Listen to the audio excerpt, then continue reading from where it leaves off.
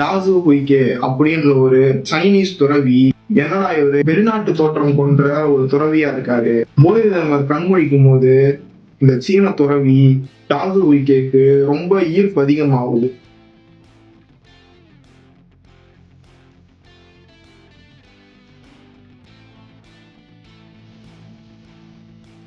போதி தர்மரும் டாசு குய்கவும் சேர்ந்து ஷாவ்லின் டெம்பிள்ல இருக்க பல துறவிங்களுக்கு ரொம்பவும் பலவீனமா இருக்கு அப்படின்றத கண்டுபிடிச்சு ஷாவ்லின் டெம்பிள்ல இருக்க எல்லா துறவிங்களுக்கும் இந்திய முறையான மூச்சு பயிற்சியும் உடல் பயிற்சியும் தினமும் கொடுக்குறாங்க. இதை தினமும் பண்ணும்போதுதான் ஷாவ்லின் குங்ஃபு அப்படின்ற முறையுடைய அடித்தளத்தை போதி தர்மர் நிறுவுறாரு.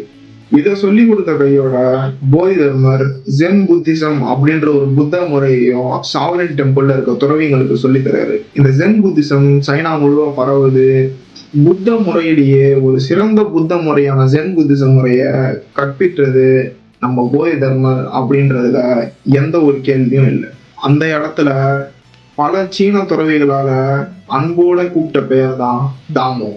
அந்த தாமோ தான் இன்னைக்கும் பல பேரால பேசப்படாத ஒரு மனிதரான போதி தர்மர். போதி தர்மருடைய உடல் கெனான் அப்படின்ற ஒரு ஊர்ல ஜியாங்கர் அப்படின்ற ஒரு மலையில பத்திரமா வச்சிருக்காங்க. போதி தர்மரை சைனால வழிபட்டு தான் இருக்காங்க. ஒரு தமிழனா நம்ம எல்லாருமே போதி தர்மரை கண்டிப்பா பேசணும், கண்டிப்பா பெருமைப்படணும். நன்றி, ஜெய் ஹிந்த்.